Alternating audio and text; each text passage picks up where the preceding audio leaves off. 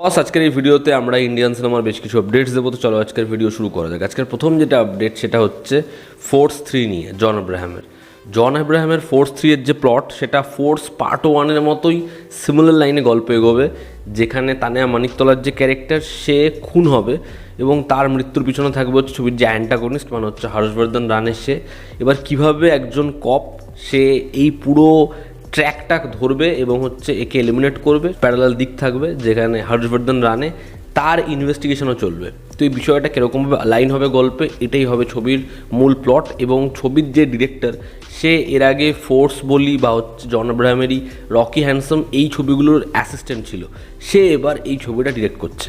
দেখার ফোর্স 3 ছবিটা হয় কেমন। পরবর্তী যেটা আপডেট সেটা হচ্ছে মেহুনা 2 নিয়ে।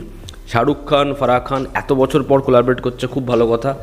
কিন্তু মেহুনা 2 এর যে রাইটার, আমি আগের দিনই বলছিলাম যে একটা ভালো রাইটিং টিম এই ছবিটার সাথে যুক্ত হোক।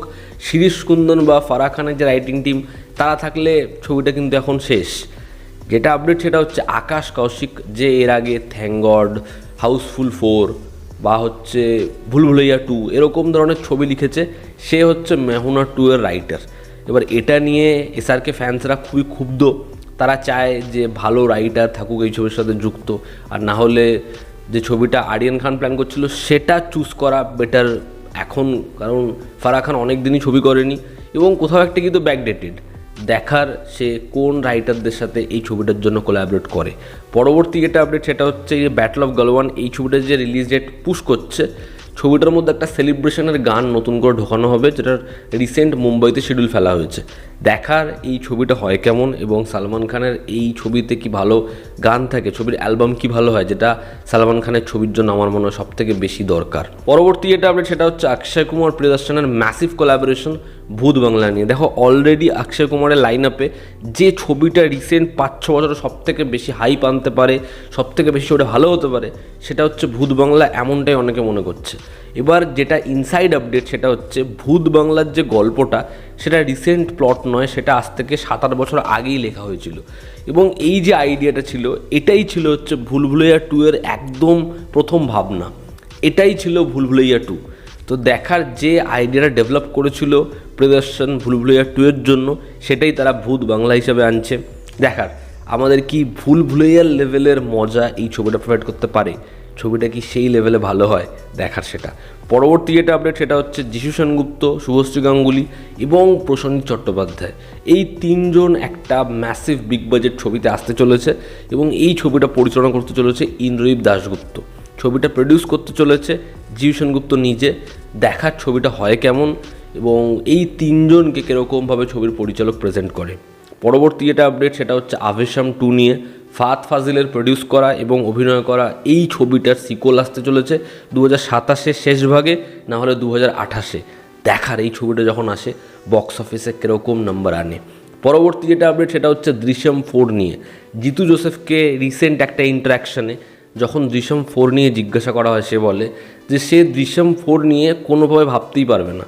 তার কারণ তারও মনে হয় যে অডিয়েন্সরা চায় এবার এই গল্পটা শেষ হোক, যে কারণে দৃশ্যম 3-তে সে সম্পূর্ণভাবে এই গল্পটাকে শেষ করার চেষ্টা করেছে, যাতে এরপর আর গল্পের কোনো দিক বাকি না থাকে। কিন্তু এবার যদি অডিয়েন্স আগের মতো টুইস্ট বা একদম এন্ডে এমন কিছু হবে যে সেটা পুরোপুরি মাথা ঘুরিয়ে রেখে দেবে, এরকম কিছু আশা করে, তাহলে কিন্তু এবার দৃশ্যম 3 ওই দিকে এগোচ্ছে না।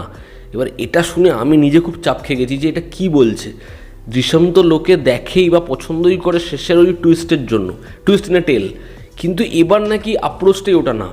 এবার খুব ইন্টেলেক্ট দিয়ে ছবির শেষ ভাগের জন্য অডিয়েন্স বসে থাকলে হবে না। আমি জানি না জিতু জোসেফ কী প্ল্যান করছে, যদি অন্য লাইনে কিছু করতে যায় আমার মনে হয় দৃশ্যম 3ও কিন্তু ভুগতে পারে। দেখার আলটিমেটলি সে কী বানাচ্ছে। পরবর্তী যেটা আপডেট সেটা হচ্ছে আল্লু অর্জুনের অ্যাটলিস্ট সাথে এই ছবিটা আসছে A22, যেটা এখনও আনটাইটেল। সেই ছবি দ্বারা হিউজ কাস্ট রয়েছে, সেই ছবির মেন অ্যান্টাগনিস্ট রশ্মিকা, এমনটাই আপডেট। দেখার যদি এটা সত্যি হয় তারা রশ্মিকাকে কীরকম ক্যারেক্টার ডিজাইন করছে, অ্যাটলি তার পারফরমেন্স কেমন হয় এবং আল্লু অর্জুনের সাথে তার ক্ল্যাশ সেটা অডিয়েন্সকে কী লেভেলে মজা দেয়। ইমতিয়াজ আলীর একটা হিউজ কাস্টদের নিয়ে আনা পরবর্তী ছবি, যেই ছবিটা এখনও আনটাইটেল, সেই ছবিটার রিলিজ ডেট 12ই জুন 2026। দেখার ইমতিয়াজ আলীর এই রোম্যান্টিক ড্রামা ছবিটা হয় কেমন এবং ছবিটা কি বক্স অফিসে মার্ক ফেলতে পারে। পরবর্তী যেটা আপডেট সেটা হচ্ছে উইন্ডোজের ভানুপ্রিয়া ভূতের হোটেল, যে হরর কমেডি ছবিটা একদমই বক্স অফিসে পারফর্ম করতে পারেনি, ছবিটা হয়েছেও খুব খারাপ। সেই ছবিটা ওটিটিতে আসতে চলেছে 13ই ফেব্রুয়ারি জি5-এ। মানে এত তাড়াতাড়ি উইন্ডোজের ছবি ওটিটিতে আসে না, মানে ছবিটা কীরকম পারফর্ম করেছে বুঝতেই পারছো। দেখার এই ছবিটার ওটিটি রিসেপশন হয় কেমন। এবং আজকের অন্তিম যেটা আপডেট, যেটা খুব শকিং, সেটা হচ্ছে স্পিরিট ছবি থেকে বেরিয়ে গেছে প্রকাশ রাজ। ছবির অ্যানাউন্সমেন্ট হয়েছে, সেই অ্যানাউন্সমেন্টে তার ভয়েস ওভার রয়েছে, যেটা অডিয়েন্স পছন্দও করেছে সন্দীপ রেড্ডি ভাঙ্গার সাথে তার কোলাবোরেশন। কিন্তু লেটেস্ট যে আপডেট সেটা হচ্ছে সন্দীপ রেড্ডি ভাঙ্গার সাথে ক্রিয়েটিভ ডিফারেন্স হয়েছে, মতের অমিল হয়েছে এবং সে যে কারণে এই ছবিটা ছেড়ে দিয়েছে। এবার দেখার স্পিরিটে তাকে রিপ্লেস করে কে এবং আবার একটা সমস্যা, এবং এটা নিয়ে কিন্তু পরবর্তীতে বিশাল কন্ট্রোভার্সি হতে চলেছে। তার কারণ প্রকাশ রাজ চুপ করে থাকার লোক নয়, সে পরবর্তী সময়ে যেখানে স্টেটমেন্ট দেবে সেটা নিয়ে বাওয়াল শুরু হবে, সন্দীপ রেড্ডি ভাঙ্গাও কিছু বলবে এবং এটা নিয়ে পরবর্তী সময়ে একটা বড় সমস্যা হতে চলেছে। তো আপাতত স্পিরিটের কাজ শুরু হয়েছে এবং ছবি থেকে বেরিয়ে গেছে প্রকাশ রাজ, ছবির অন্যতম গুরুত্বপূর্ণ ক্যারেক্টার। দেখার তাকে রিপ্লেস করে কে। তো এই ছিল আজকের লেটেস্ট আপডেটস। তোমাদের কি অপিনিয়ন জানিও, জনতা আমাদের পাশে আছে। আবার দেখা হচ্ছে, টেক কেয়ার।